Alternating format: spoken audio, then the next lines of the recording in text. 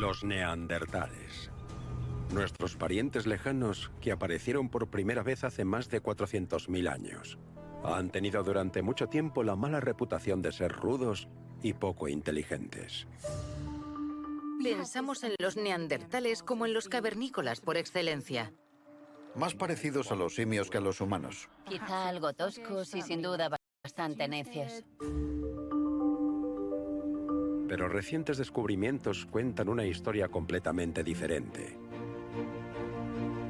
Eran inteligentes. Los neandertales eran capaces de diseñar tecnologías que les sirvieran. Empáticos y con capacidad de pensamiento abstracto. Es imposible que no tuvieran sentido. Sabían perfectamente lo que decían. Entonces, ¿quién era el verdadero neandertal? ¿Y en realidad eran tan diferentes a nosotros? Quizá no seamos tan únicos como creíamos.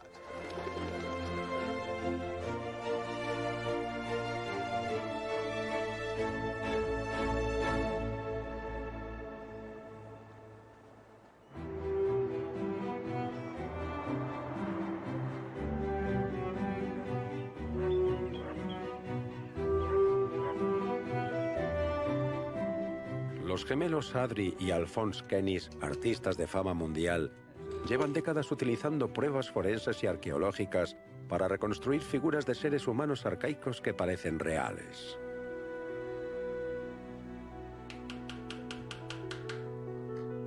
Ahora están haciendo esculturas de un padre y una hija neandertales para el Museo Canadiense de la Naturaleza. Empezamos, por supuesto, con los huesos. Uno por uno, los huesos son recreados con una impresora 3D.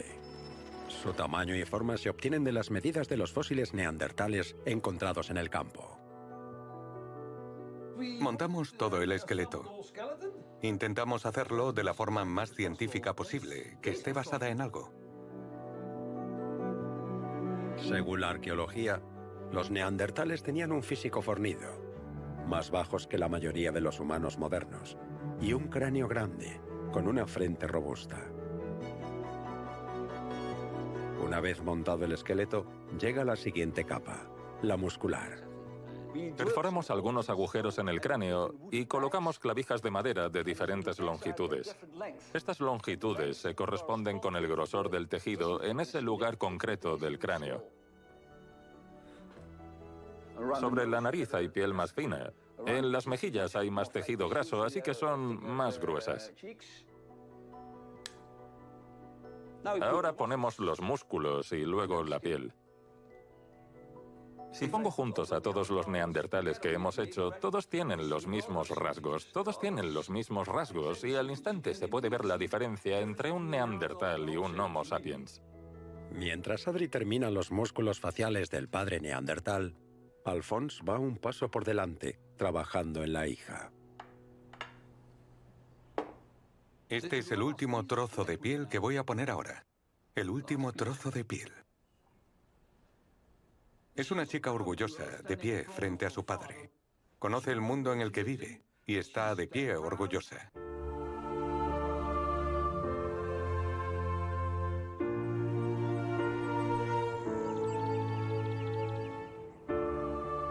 Nuestros vínculos genealógicos con los neandertales se remontan a un ancestro común que vivió hace unos 600.000 años, probablemente en Oriente Próximo o África.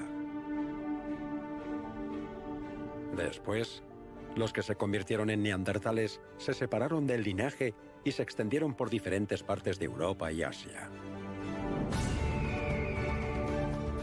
Una vasta zona que variaba de bosque a pradera,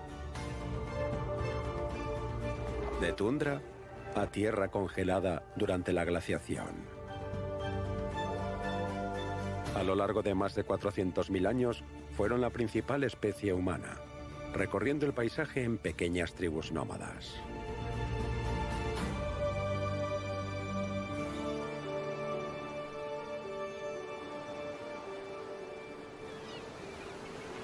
Pero ¿cómo eran esas tribus? En la playa de Relosel, en el norte de Francia, hay pistas sorprendentes.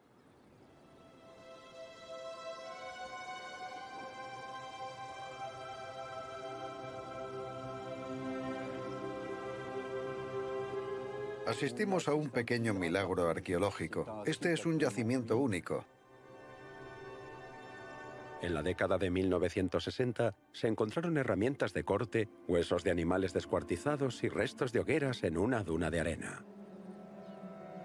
La duna se había formado mucho antes de que los humanos llegaran a Europa occidental.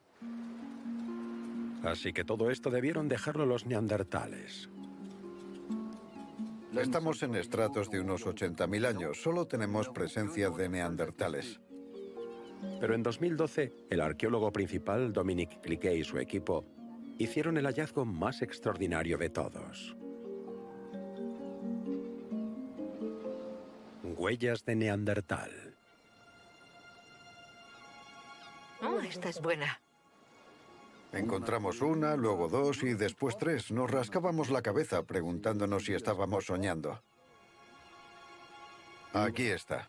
Un pie neandertal. Las diferentes huellas quedaron marcadas en la tierra fangosa. Luego fueron cubiertas con arena movida por el viento. El resultado es un tesoro de información sobre la vida de los neandertales, que venían aquí para pasar los meses más duros del año.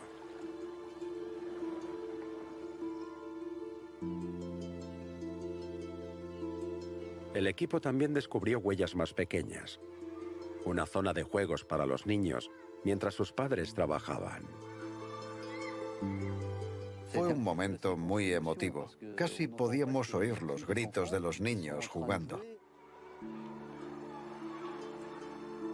Durante mucho tiempo, los expertos habían pensado que en el sistema de clan neandertal, pequeños grupos abandonaban periódicamente el clan para ir a cazar y descuartizar presas o hacer herramientas de piedra. Pero estas huellas indican que este clan se mantuvo unido. Todo el grupo vendría junto a este lugar. Luego, los cazadores saldrían a buscar comida y los artesanos también irían a recolectar materias primas. Pero nos damos cuenta en este sitio de que todo el grupo estaba aquí. Aún hoy, el equipo sigue encontrando más huellas. Y una cucharada para papá. Todas se conservan cuidadosamente para su investigación posterior. Puede que tengamos algo aquí. Anteriormente, solo se habían encontrado 9 huellas de neandertal. Pero el número de huellas descubiertas en Le Rosel hasta la fecha es de más de 1.500. El equipo cree que los grupos que llegaron aquí estaban formados por unos 12 individuos de todas las edades. Es una prueba directa del tamaño y la composición de un clan neandertal. En este caso, tenemos la huella de un niño muy pequeño que quedó deformada por una huella mayor, posiblemente de su madre. Y también tenemos esta de un niño mayor.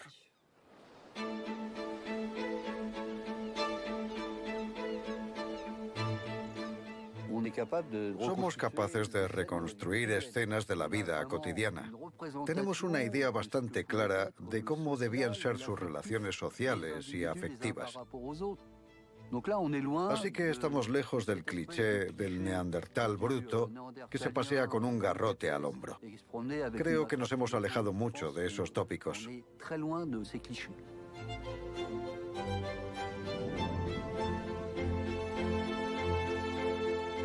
Los nuevos descubrimientos van construyendo pieza a pieza una imagen increíble de quiénes eran los neandertales e incluso qué comían.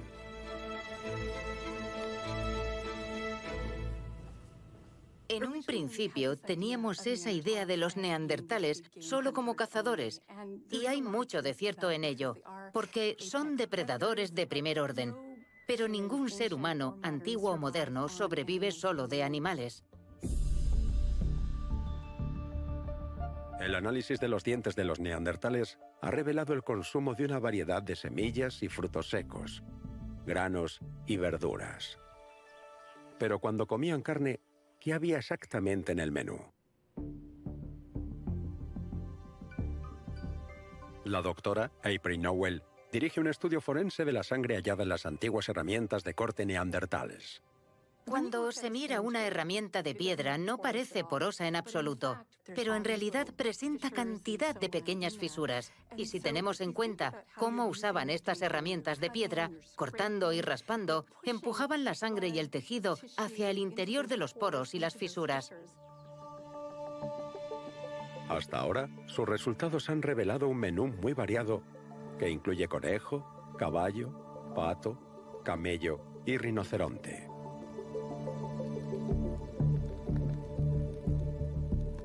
Cambiaban su dieta dependiendo de dónde estaban y cuándo. Estos grupos de homínidos eran mucho más sofisticados desde el punto de vista cognitivo, tecnológico y social de lo que habíamos pensado. Pero aunque parece que los neandertales se adaptaron al tipo de animales que comían, durante mucho tiempo subestimamos su capacidad para cazarlos.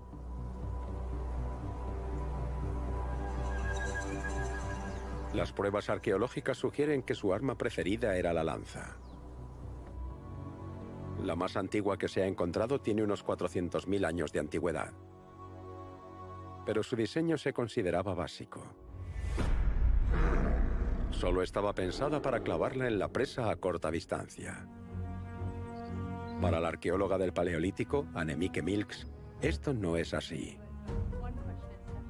Antes, habrían tenido que herir a los animales de algún modo. Se habrían puesto en situaciones muy peligrosas con frecuencia. Se preguntó, ¿y si algunos neandertales estaban adiestrados específicamente para lanzar a distancia? Utilizando solo herramientas de piedra, su equipo recreó una lanza del mismo tamaño y madera de abeto de las encontradas en los yacimientos. El objetivo, poner a prueba la teoría de Annemieke. Había que poner a prueba estas lanzas sistemáticamente. Una jabalina olímpica puede lanzarse hasta unos 100 metros. Pero, ¿hasta dónde puede lanzar un atleta de élite esta réplica de una lanza neandertal? El mejor lanzador de jabalina del Reino Unido, Harry Hughes, está aquí para averiguarlo. A ver qué te parece. Para empezar, cuando la coges te das cuenta de que está muy bien equilibrada. No es más pesada por un lado. Es muy similar a las jabalinas que usamos ahora. Estoy intrigado por ver cómo funciona. Yo también. Los expertos creen que los neandertales solo podían utilizar estas lanzas a menos de 5 metros de sus presas. Muy bien. Ponte aquí. ¿De acuerdo? Así que primero, Harry intentará dar en el blanco desde 10 metros.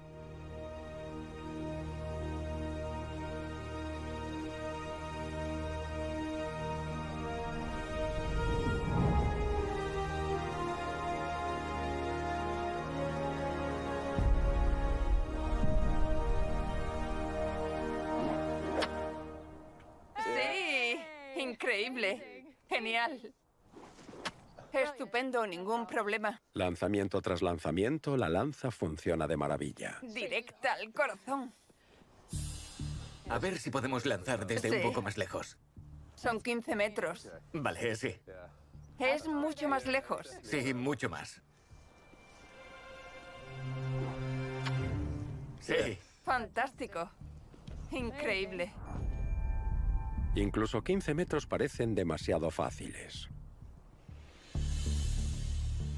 ¿Probamos con 20? Sí, podemos probar. Por casi. poco. Desde 20 metros, Harry tiene problemas para dar en el blanco. Creo que es el equilibrio. Sí, es eso. Sí. Oh. ¿Por qué poco? Pero entonces, con un poco de práctica, Hey. Increíble. Fantástico. Bueno, eso demuestra que para un lanzador hábil no había problema y que las armas podían volar esa distancia, que no eran demasiado pesadas para volar. Vuela muy bien, ¿no? En realidad es relativamente fácil de lanzar. Me ha parecido muy estable y recta. Además, da en el blanco con fuerza.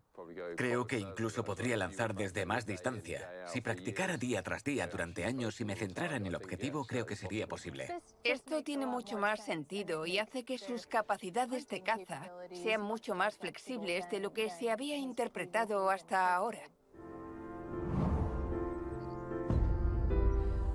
No son solo armas de corta distancia. Funcionan bien cuando las utiliza un lanzador hábil. Los neandertales eran muy inteligentes y capaces de diseñar tecnologías que les sirvieran. Y esa planificación anticipada es una característica clave de una cognición avanzada y compleja.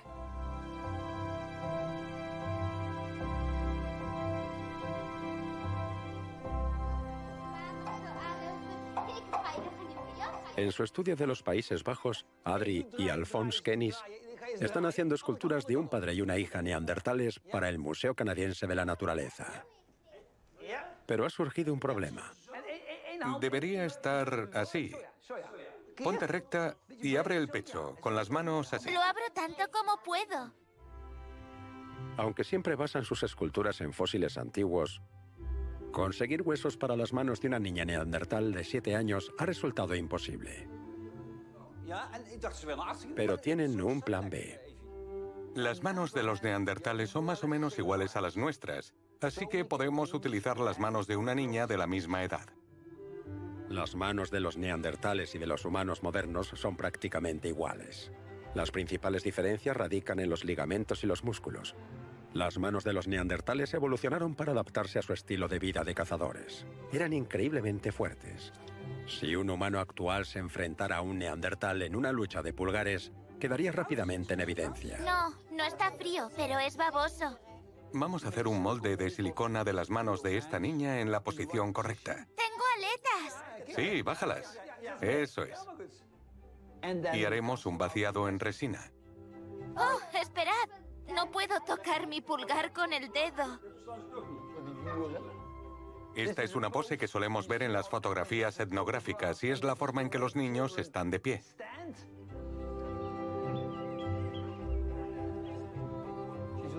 ¡Sí! Es un buen molde de sus manos, muy bonito. Y con suerte encajarán en el cuerpo de la niña neandertal.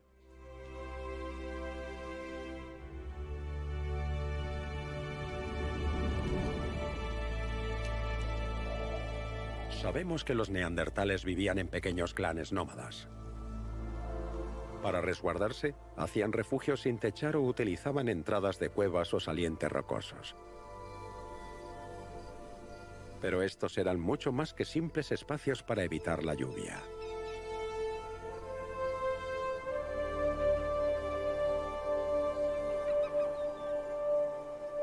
Uno de los yacimientos neandertales más antiguos del planeta es el de la Côte de Saint-Brelade. Aquí podemos ver repetidas reocupaciones diferentes. El arqueólogo Matthew Pope afirma que los neandertales utilizaron este punto como lugar de asentamiento durante más de 200.000 años. Los humanos que habitaron este lugar eran cognitivamente avanzados. Reconocían la utilidad de este gran sistema de quebradas que les proporcionaba refugio. Les daba acceso a muchos recursos diferentes, agua dulce y buenas oportunidades de caza. Pero este enclave también registra un cambio revolucionario en el modo de vida de los primeros humanos. Hasta hace medio millón de años, no hay pruebas de nada parecido a una vivienda humana en ningún lugar del mundo. Los artefactos pertenecientes a las primeras etapas de la evolución humana los encontramos repartidos por el entorno. Ni siquiera sabemos dónde dormían estas personas, dónde comían, dónde estaban los enfermos, dónde estaban los niños. Pero entonces parece suceder algo asombroso. Empezamos a ver que el material cazado o recolectado se llevaba a una cueva. Aquí, en el yacimiento de la Côte de Saint-Brelade, es donde comían, donde compartían la comida y donde fabricaban herramientas.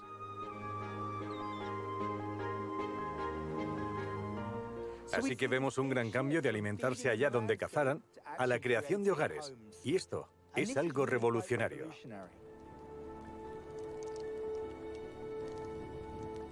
Parece que para los neandertales, el hogar estaba donde estaba el fuego. Es mucho más que una dirección. Es donde nos sentimos seguros. Es un lugar fundamental para el ser humano en el planeta. Y los neandertales participaron en su creación de la misma manera que otras especies humanas, incluida la nuestra.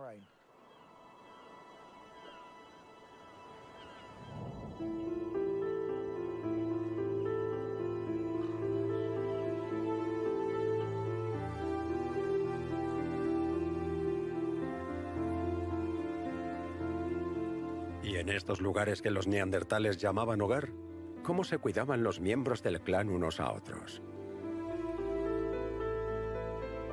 La doctora Penny Spickins tiene la respuesta. Ha pasado toda su carrera explorando la evolución de las emociones sociales en los humanos arcaicos. Me gustaría saber cómo se sentían los neandertales. ¿Cuáles eran sus capacidades emocionales? Su patrón de cuidado mutuo. Aquí hay sofisticación tecnológica. Sí. Para averiguarlo, su equipo analizó los datos de una serie de fósiles neandertales. Huesos que revelaban un catálogo de mala salud, enfermedades y traumas. Examinamos más de 30 ejemplos de personas que padecían enfermedades o lesiones de las que podían o no sobrevivir sin la ayuda de otros. Uno de ellos es un neandertal de hace unos 50.000 años, descubierto en la cueva de Sanidar, en el norte de Irak. Su cráneo cuenta una historia horrible. A una corta edad, sufrió una fuerte lesión en la cabeza. Sufrió un fuerte golpe aquí. Y se puede ver en la órbita, que está aplastada, más pequeña y estrecha de lo que debería ser. Es probable que perdiera la vista como resultado del golpe. Sí. Penny y Matthew Pope examinan la impactante escala de sus dolencias. Y además tiene lesiones en el pie derecho. Así que seguramente cojeara y le resultará doloroso caminar. También tenía un brazo debilitado que se había fracturado en varias partes. Este es el hueso superior del brazo derecho. Es increíble. ¿Verdad que sí? O perdió el brazo o quizás sufrió una amputación deliberada. Pero eso no es todo. Resulta que este neandertal apenas podía oír. Tiene crecimientos óseos dentro de la oreja. En medio de esto está el canal auditivo. Sí, parece probable que fuera totalmente sordo de un oído y tuviera audición parcial en el otro. Este conjunto de lesiones podrían considerarse una carga para un clan que luchaba para sobrevivir en un entorno lleno de depredadores. Pero lo extraordinario es que todas las lesiones de este neandertal muestran signos de curación. De hecho, vivió hasta alrededor de los 40 años. Sobrevivió por Sí. más de una década. Puede que más que eso. Sobrevivió como un miembro valioso y cuidado de la comunidad. Y esos cuidados se extendieron hasta su muerte. Exacto.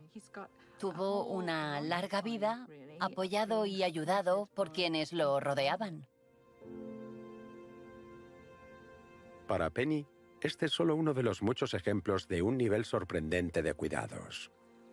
En muchos casos, tienen enfermedades tan graves que quienes les rodean solo los tratan para aliviar su dolor y que se sientan mejor. No había ningún incentivo ni beneficio en el cuidado de estas personas. Lo hacían porque se preocupaban por ellos.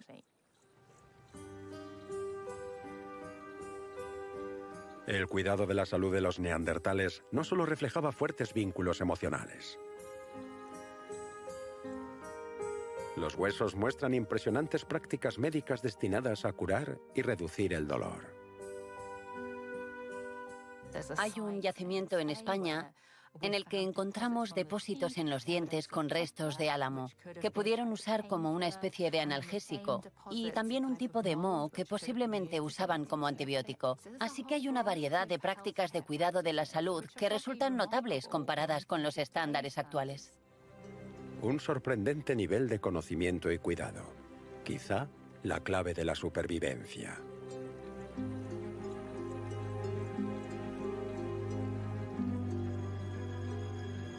La verdadera historia de los orígenes humanos se basa en compartir de muchas maneras diferentes. Compartir los riesgos de la caza, compartir la comida después de cazar, compartir el cuidado de los niños y la salud. Compartir la salud es solo una parte de una imagen mucho más amplia en el que la gente cuidaba de los vulnerables.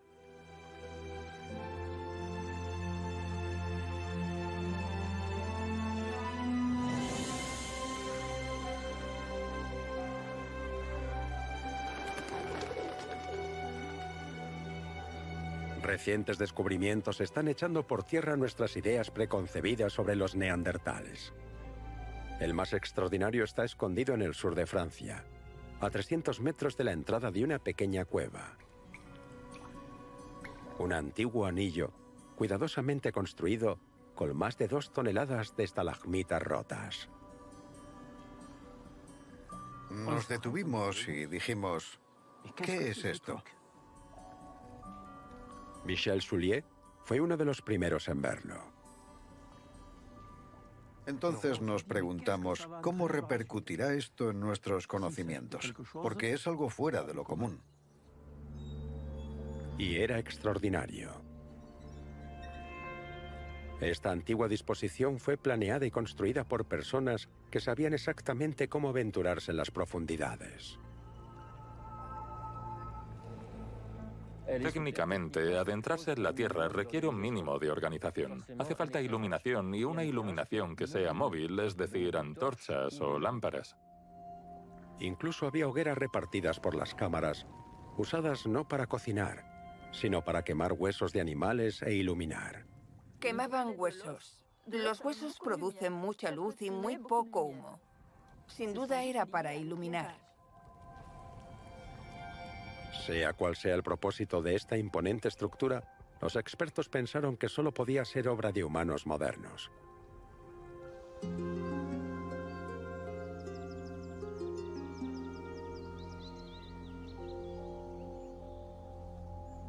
Pero, ¿cuándo se hizo exactamente? La geóloga Sophie Verheiden decidió averiguarlo. Había estado perfeccionando una nueva y vanguardista técnica de datación, y Bruniquel es el campo de pruebas perfecto. Pensé, es increíble. Deberíamos intentar fechar esta estructura datando las estalagmitas directamente. Las estalagmitas tenían 2 capas. Los minerales originales y una nueva capa que había crecido sobre los fragmentos después de romperlos. Sophie tomó muestras de ambas para datarlas con uranio y determinar exactamente cuándo se habían cortado las estalagmitas para construir la estructura. A la espera de los resultados, el prehistoriador Jacques Joubert se mostraba cauto. Pensábamos que era relativamente antiguo, pero relativamente antiguo para un prehistoriador son 12.000, 15.000, 20.000, 30.000, 35.000 años como mucho. Pero los resultados del laboratorio sorprendieron al equipo. Este impresionante anillo tiene en torno a 178.000 años. La construcción humana más antigua conocida. El resultado fue totalmente inesperado, así que tuvimos que cambiar nuestra forma de pensar porque no tenía nada que ver con lo que esperábamos. Es más de 100.000 años anterior a la llegada de los humanos modernos a Europa occidental. La única especie humana presente en esa época era la neandertal. Esto confirma las capacidades cognitivas de los neandertales para gestionar proyectos. Es espectacular e incluso monumental. Sabemos que los neandertales se refugiaban en cuevas, pero los expertos pensaban que no dominaban en absoluto el arte de adentrarse bajo tierra. La cueva de Bruniquel cuenta una historia completamente diferente. Los neandertales se adentraron en las cuevas, fueron bajo tierra. Fue una conquista como la de las altas montañas o las islas remotas. Pero queda una gran incógnita. ¿Por qué concibieron, planearon y construyeron este misterioso círculo de piedra? Por ahora, nadie se ha pronunciado. Ir bajo tierra no era natural, no era su entorno natural. Algunas personas han sugerido que lo hacían con fines rituales y tienen buenos argumentos, pero yo soy arqueólogo. Necesito más pruebas para llegar a una conclusión como esa. Bruniquel ha transformado nuestra comprensión del conjunto de habilidades de los neandertales. Pero, ¿tenían la habilidad humana por excelencia? ¿La capacidad de crear arte? El arte prehistórico encontrado en las cuevas simboliza el momento en que nace la mente moderna. Todos conocemos las representaciones rupestres de animales y figuras humanas.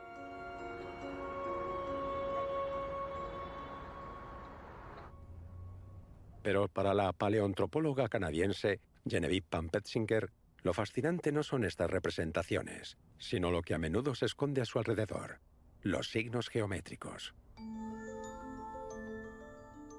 Lo que me intrigó cuando empecé a estudiar el arte paleolítico fueron las pequeñas marcas garabateadas, los signos abstractos, las figuras geométricas que a menudo dibujaban dentro y alrededor de los animales.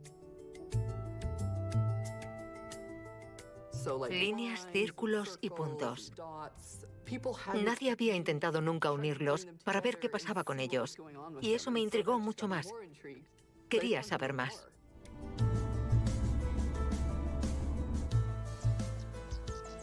Así que Genevieve se embarcó en un viaje de 2 años por toda Europa para hacer un inventario de estos antiguos yacimientos en cuevas.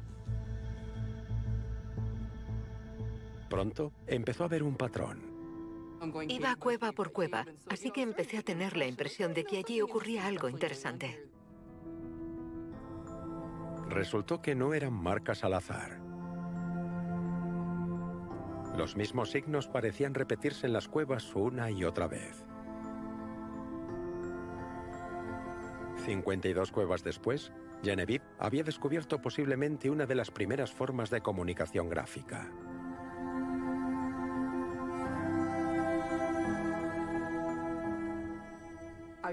Me di cuenta de que en las cuevas solo se usaban 32 signos geométricos. Nada más.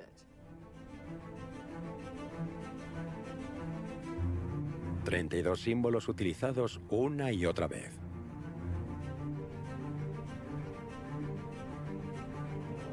Está claro que transmiten mensajes específicos.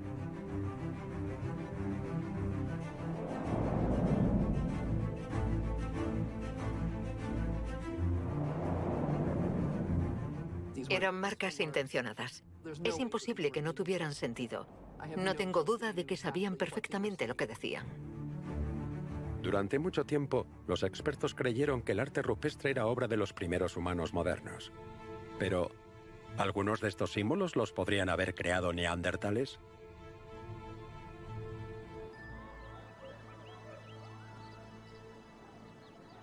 En las afueras de un pequeño pueblo de la provincia de Málaga, un equipo internacional de científicos hizo un extraordinario descubrimiento que podría tener la respuesta. Hola, Pedro, ¿qué tal? ¿Qué tal? Buenos. Hola. Hola, ¿qué tal?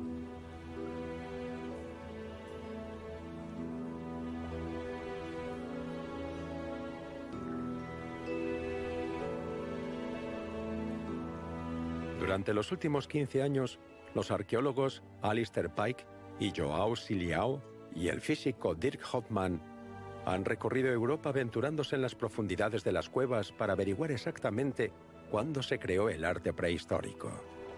Es esto de aquí, ¿verdad? Sí, esto es. Muy bien.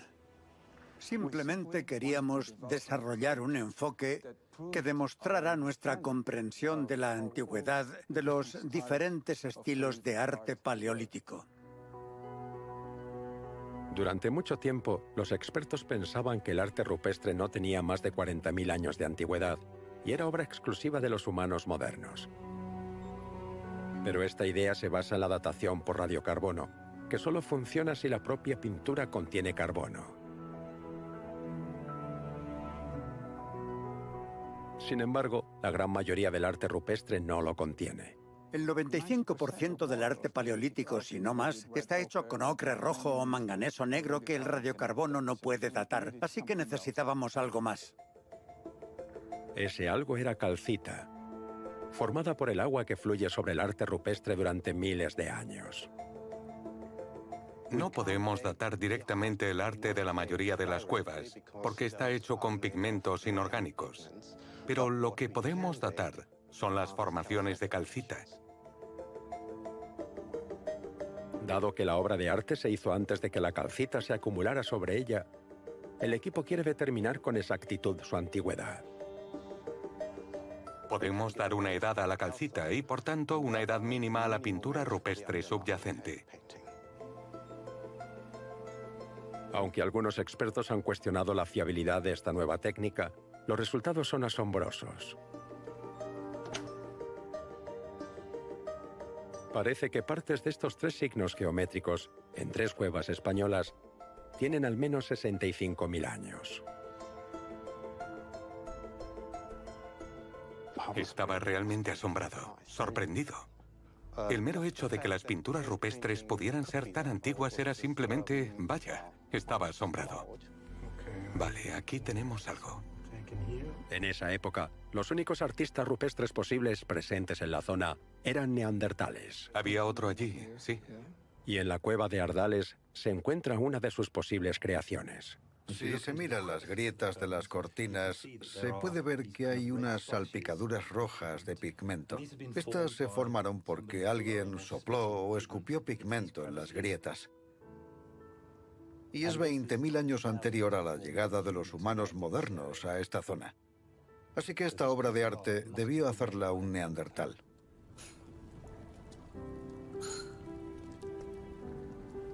Aunque los signos rupestres son más básicos que las representaciones rupestres posteriores de animales y personas, son una prueba crucial de pensamiento abstracto a la altura de los humanos modernos.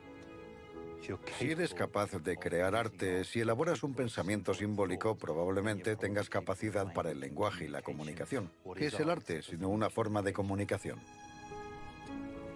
Las personas que utilizaban estos símbolos para comunicarse eran básicamente como nosotros. Creo que eso cambiaba totalmente la forma de entender la evolución humana y dentro de ella la evolución de la mente.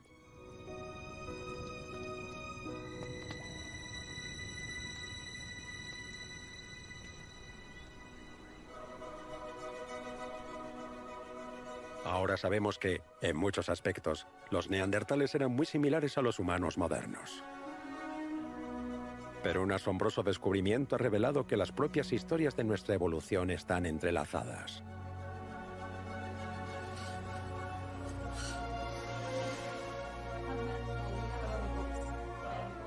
En 2010, utilizando fragmentos de huesos neandertales, los expertos secuenciaron el genoma completo de un neandertal. Luego lo compararon con el ADN de los humanos actuales. Los resultados sorprendieron al mundo. Vemos restos de ADN neandertal en todos los individuos modernos no africanos. En otras palabras, hay partes de su genoma que permanecen en algunos de nosotros. Hace aproximadamente 50.000 años, los humanos modernos salieron de África y se adentraron en la tierra de los neandertales. Ahora parece que las dos especies entraron en contacto.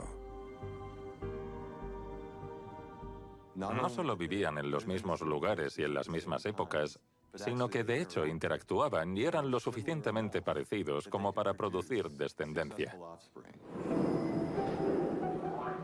En la actualidad, el ADN neandertal constituye alrededor del 2% del código genético completo de las personas sin ascendencia africana. cómo nos ha afectado esta herencia neandertal. Para averiguarlo, el genetista Tony Capra y su equipo están utilizando registros médicos anónimos y datos genéticos de casi 30.000 personas de ascendencia europea. Identifican las secciones de ADN neandertal en la composición genética de cada persona. Y luego comprueban su historial médico para detectar algún patrón.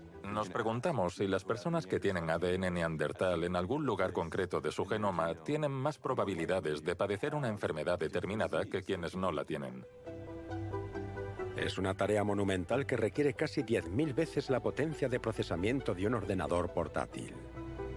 Los genomas humanos son grandes. Los genomas de los neandertales son grandes. Y cuando digo grandes, me refiero a miles de millones de moléculas que componen el ADN. Y si añadimos los historiales médicos, que a menudo contienen cientos de datos diferentes, tenemos que utilizar ordenadores muy potentes para cribar todos estos datos y detectar patrones. Hasta ahora, el equipo ha descubierto formas sorprendentes en las que el ADN neandertal ha influido en nosotros. Ha reforzado nuestro sistema inmunitario. Ha hecho nuestra piel más sensible a la luz solar. Y ha aumentado nuestra susceptibilidad a la depresión y la adicción. Para los neandertales, una personalidad adictiva pudo ser esencial para la supervivencia. Tal vez los llevó a buscar ciertas fuentes de alimento de forma más obsesiva. Tal vez hizo que prestasen más atención a ciertas cosas de su entorno que a otras. Pero en el mundo moderno puede hacernos propensos a cosas completamente diferentes, como la adicción a la nicotina. Pero, por supuesto, este mayor riesgo es en realidad un componente muy pequeño del riesgo general de fumar o no. Así que, por desgracia, no podemos culpar a los neandertales de nuestra adicción al tabaco. Lo que hemos heredado de los neandertales es solo el principio de lo que podemos aprender de su ADN. Tener ADN neandertal crea todo tipo de nuevas oportunidades para estudiar cómo eran. De un modo que no podíamos a partir de sus fósiles. Por ejemplo, ¿cómo era su cerebro? Tal vez una forma de entender el misterio de la evolución humana sea explorar los entresijos de nuestras funciones cerebrales.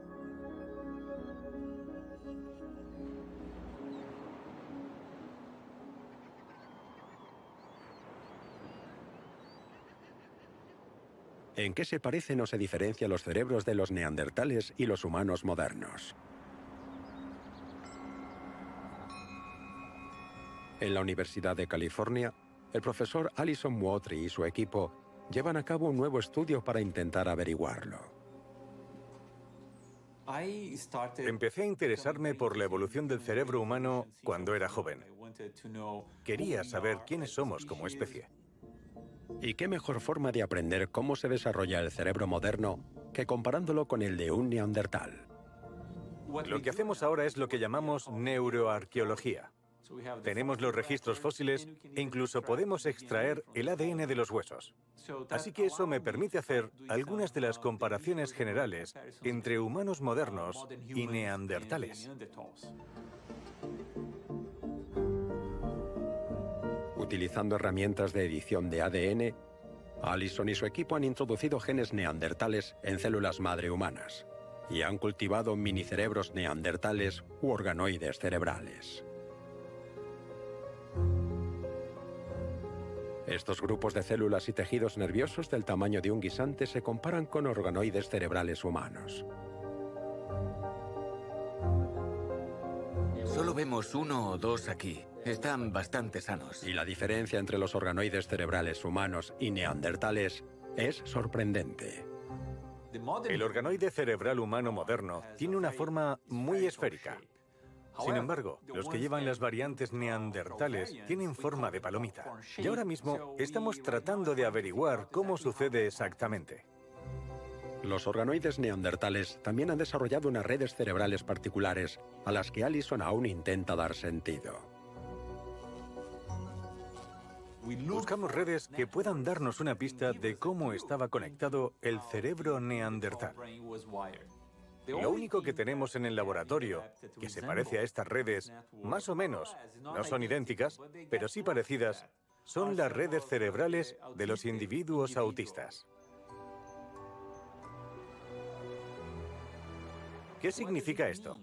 ¿Significa que tienen capacidades extraordinarias como la de algunos individuos autistas? ¿O significa que tienen problemas de comunicación y socialización? Eso no lo sabemos. ¿Cómo evolucionan exactamente las redes de minicerebros neandertales?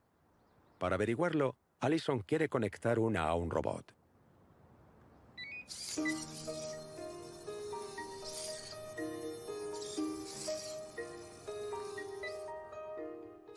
Estamos poniendo a prueba esas redes creando una interfaz cerebro-máquina en la que utilizamos estos organoides cerebrales para controlar una plataforma robótica.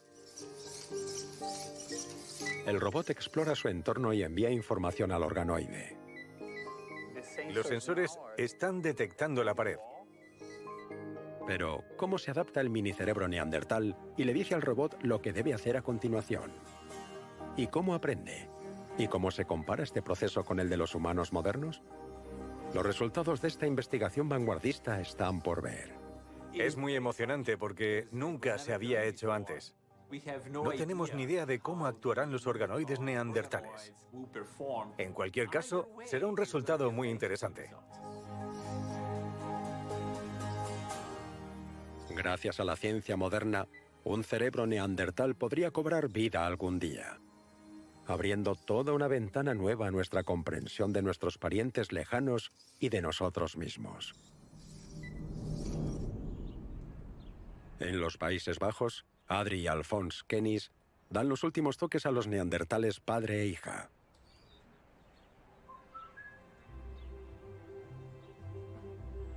Pronto serán enviados al Museo Canadiense de la Naturaleza.